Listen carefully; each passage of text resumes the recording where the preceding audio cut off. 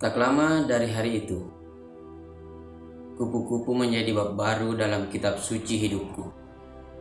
Aku menamakannya bab kasih sayang.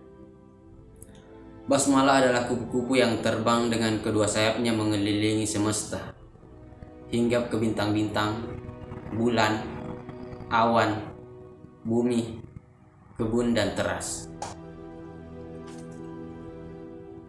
Kupu-kupu kebunku. Hatiku benar-benar jatuh tak berdaya, terpikat pada kupu-kupu sejak pertama kali melihat seekor di kebunku. Aku memang tidak membenci kupu-kupu, bahkan sering melihatnya di banyak tempat. Tapi kupu-kupu yang satu ini, ia begitu saja terbang dengan cepatnya menembus lorong-lorong saraf, menampik akal sehat, melewatinya dan langsung memenuhi seluruh ruang batinku.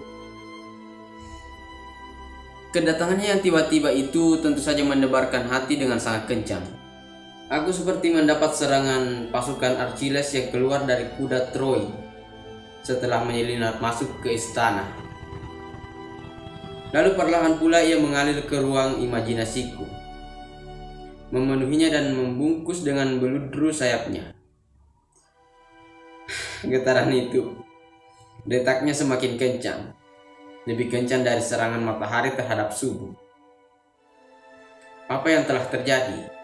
Aku tak pernah berhasil setiap kali mencoba menyusun kata untuk menjelaskan. Waktu itu aku sedang di rumah, tepatnya di belakang kamarku menikmati pagi yang masih menyisihkan kesejukan malam. Sesekali tetesan air mengilau jatuh dari atap dan pohon. Pagi yang dingin dan basah. Secangkir teh panas dan beberapa potong ubi jalar goreng cukup menghangatkan tubuh untuk mengimbangi hembusan angin yang kadang menebar dingin meskipun perlahan. Juga sebuah buku kecil yang kubeli 10 tahun lalu. Makripat Daun Makripat. Ditulis Mas Kunto. Aku senang dengan tulisan-tulisan Mas Kunto. Bukan hanya senang, lebih dari itu, ia menjadi teman dialog yang sangat memahami jalan pikiran dan batinku. Walaupun aku seringkali kesulitan menjangkau kedalaman seluruh isi pesannya. Tidak kalah bagusnya, setahun yang lalu aku juga membeli buku Mas Gun, Tuhan dan Masalah yang Belum Selesai. Kalau tidak salah, begitu judulnya. Ia seperti membawaku mengelilingi dunia, seperti dunia tanpa batas geografis dan administratif. Di belakang kamar, aku membuat teras dengan balai-balai kecil dari bambu. Di dalamnya sebagai tempat tamasya, imajinasi, dan spiritual. Setiap hari aku berkesempatan di teras itu. Kadang juga hanya ingin memandang keluar dari jendela, tanpa harus ke teras. Jadi biarkan saja jendela tetap menjadi jendela, meskipun ia aku jadikan jalur keluar masuk kamar teras layaknya pintu. Di bagian luar aku membuat kebun mungil untuk menanam pohon apa saja yang mungkin tumbuh di tanahnya, termasuk ubi jalar santapanku. Juga beberapa bunga yang memiliki kembang. Kini semuanya tumbuh rindang dan menjadi rumah bagi sejumlah binatang. Aku sedang asik membaca Daun Makripat, kumpulan sajak Mas Kunto. Agak lama bacaannya karena di setiap bait mesti diulang-ulang untuk menangkap maknanya. Pada satu bagian aku mengulangnya lebih lama. Dari segala yang terbang, kupu-kupu ialah kuning diramati beludru. Kadang-kadang ia melepas sayap, karena bunga-bunga seperti kebijaksanaan gugur bersama angin. Hanya yang bersayaplah yang sanggup menangkap. Dan engkau.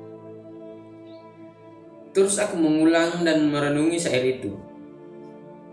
Segala yang terbang, kupu-kupu, kuning, beludru, sayap, bunga-bunga, kebijaksanaan, angin, menangkap, engkau.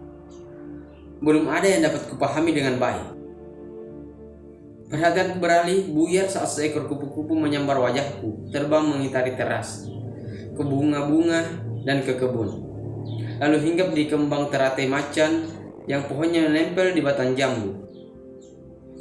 Ia memperlihatkan keindahan corak sayapnya.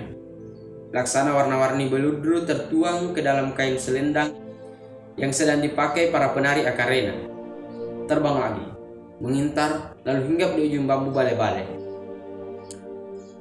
Semakin dekat dariku, semakin aku diam menatapnya penuh hikmat.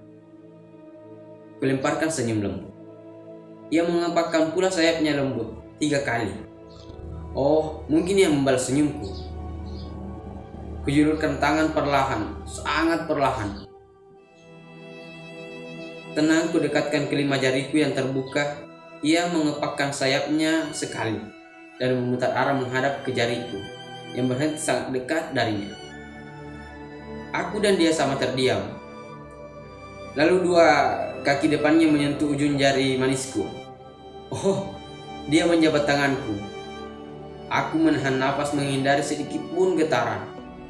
Sayang jika perkenalan itu terganggu dan membuatnya pergi. Saat itulah aku merasa arus mengalir kuat dan kencang. Debarku juga semakin kencang. Tapi sampai kapan aku dapat menahan napas? Kupu-kupu itu telah terbang ke kebun, hingga ke kembang labu, kembang gambas, lalu menghilang di balik rumpun tumbuhan. Sedikit penasaran aku ke kebun mencarinya, tapi ia benar-benar telah pergi. Baru kali itu ada kupu-kupu yang datang ke kebunku. Mungkin aku yang baru melihatnya. Soal kupu-kupu datang ke kebun itu hal biasa. Mungkin halaman rumah para tetangga juga sesekali didatangi kupu-kupu. Tetapi yang luar biasa bagiku adalah si kupu-kupu itu. Aku sangat yakin dia berkomunikasi denganku, menerima dan membalas senyumku, uluran tanganku, menjabat jemariku, dan ia menembus ke dalam jiwaku. Aku jadi teringat dengan Hudhud, seekor burung cerdas dan kreatif di masa Nabi Sulaiman, seorang nabi yang dapat berkomunikasi dengan berbagai jenis binatang. Kemanapun Hudhud terbang mengembara kemana-mana, menjadikan ia memiliki pengalaman yang luas. Dan dengan kecerdasan serta pengalamannya itu, Ratu Balkis yang cantik lagi kaya raya takluk mengikuti ajaran Sulaiman untuk mengimani Tuhan. Jelas aku bukan Sulaiman dan tentunya kupu-kupu itu juga bukan Hudhud. Tapi kupu-kupu itu dapat menjadi Hudhud bagiku, tanpa harus menjadikanku Sulaiman baginya. Sejak saat itu aku selalu memikirkannya. Tidak hanya dia, tetapi kedatangannya. Di hari-hari berikutnya ia selalu datang mengunjungi kebun, masuk ke teras, bahkan sesekali tidur di bawah atap teras. Juga beberapa kali dia membangunkan aku saat tertidur di teras. Ia hinggap dan menyapu-nyapu kakinya di atas hidungku. Sapuannya yang lembut membuat aku terbangun. Kubuka mata perlahan dan melihatnya sedang menyapu kulit hidung. Aku bergerak seolah belum sadar agar dapat menatapnya dekat. Tapi aku tak sudi membohonginya atau mensiasati keadaan demi dekat dengannya, apalagi dengan jarak seperti itu. Kedua bola mataku harus juling mengarah ke tengah bawah. Maka segera aku menggerakkan kaki sebagai bahasa bangunku padanya, dan ia terbang. Aku juga tak ingin menangkap lalu memeliharanya sebagai milikku. Aku benci dengan logika pemilikan, karena dengan logika itu setiap pikiran, sikap, dan tindakan seringkali berlangsung atas dasar kekuasaan.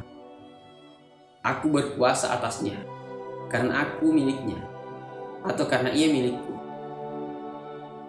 Bahkan kasih sayang yang dimiliki juga akan diberikan atas dasar kekuasaan.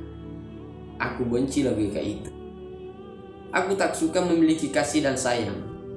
Aku hanya ingin kasih sayang itu tumbuh di jiwaku sebagai kebun di depan teras, dan semua boleh menikmati minimal memandang dan menangkap keindahannya. Karena itu pula aku tak mau mencintai. Aku tak pernah percaya pada cinta, melainkan hanya percaya pada hati. Cinta hanya mencuri dan mengumpulkan rasa dari hati. Itu termasuk rasa kasih sayang dan membuat jiwa mabuk meninggalkan kesadaran. Cinta menjadi kuasa atas kekuasaan. Begitulah orang percaya bila cinta itu berjuta rasa, mengalahkan segalanya, buta, indah, dan seterusnya. Tak lama dari itu, kupu-kupu menjadi bab baru dalam kitab suci hidupku. Aku menamakannya bab kasih sayang. Ya, kedua sayapnya yang menyentuh warna-warni dari kelembutan adalah kasih sayang. Kasih sayanglah yang membuatnya terbang layaknya hud-hud. Kasih sayang adalah apa yang disebut para sufi sebagai fadilah, yang berarti keutamaan. Hanya dari dua sifat itu dapat tumbuh sifat-sifat mulia yang lain. Basmalah adalah kupu-kupu terbang dengan kedua sayapnya, mengelilingi semesta, hingga ke bintang-bintang, bulan, awan, bumi, kebun, dan teras. Kasih sayang tidak untuk dimiliki, tapi untuk ditabur dan tumbuh di mana saja. Kupu-kupu, maafkan jika aku belum sepenuhnya mencapai kuntum-kuntum kebijaksanaan dalam kebun. Aku masih belajar menggunakan sayap kelembutanmu, mendatangi 1000 kebun, berlatih hinggap dengan tenang di atas kembang, tanpa menggugurkan setitik pun serbuk sarinya. Berlatih tidur di balik daun tanpa menambah bebannya. Belajar memaknai sepi menjadi indah. Masih banyak yang harus aku baca dari setiap lembar kepakanmu. Kini, aku tak pernah menanti kupu-kupu, karena ia telah bersemayam dan terbang dengan kedua sayapnya mengintari cakrawala jiwaku. Walaupun kadang-kadang aku merindukannya, hinggap di atas hidungku, bukan untuk membangunkan, melainkan untuk menciumku. Makassar, 13 Desember 2009.